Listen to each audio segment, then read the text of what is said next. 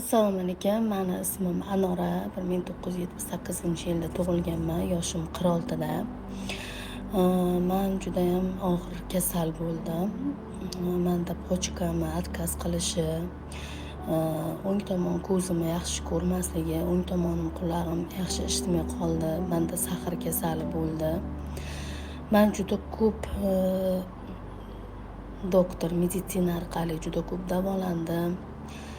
5 yil, 6 yil davolandim. Oxirgi payt 6 oy ichida bir joyda yotib qoldim. Asli o'zim psixologman. Men o'zim ustimda ishlaganman, lekin baribir biz bir-birimizdan fikr almashtirib, bunaqa chiroyli konsultatsiyalar almashtirib turishimiz kerak edi. Men Anadoni tanladim va Anadoda dars oldim. Anadoni darsida 10 ta kurs lecheniya oldim, konsultatsiya o'tdilar men bilan. Ota-onam bilan ishladik. Ongni kengaytirish, dunyoga sevgi berish, pochkam buyrak, ya'ni ko'zim bilan ishladik. Hayotda hamma narsaga ochilish, pullariga, hayotda umuman yo'nalishimni o'zgartirdik.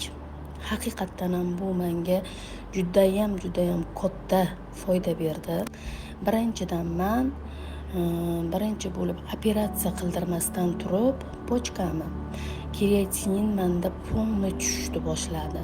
Kreatininim 1 yildan basi 180 dan tushmagan edi. Men endi sekin shu o'qishlar, darsliklarda tinmay ishni, vazifalarimni vaqtida bajarib, ustimda ishlashni boshladim. Hayotda umuman boshqacha yashashda davom etdim. Barchaga sevgi ulashib, ongimni kengaytirib, har kungi dunyo qarashimni umuman boshqa yo'nalishga kengaytirib, ochilib, men butunlay boshqacha jarayonda hayotga yangi tug'ilgandek bo'lib, shunaqa yengil tortdim. Kreatinin menda tushishni boshladi. Mana endi hozirgi kunda kreatinim 80 bo'ldi. 60 norma jicha qoldi. Xudo xolasa u ham yaxshilikka ketyapti. Sahar kasalligi umuman menda yo'q bo'lib ketdi. Mana 2 oydan beri sahar kasalligim 1 chiqyapti. Menda sahar kasalligi ham yo'q bo'ldi. Men bundan 10 yil oldin turmush o'rtog'im bilan ajrashib ketgan edim. Men ona kechirdim degan edim, lekin baribir meni ongim ostida yashirilgan o'sha insondan norozichiliklarni anada topdilar.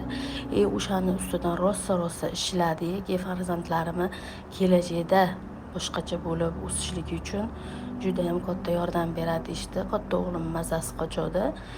O'g'lim ham tuzalishni boshladi.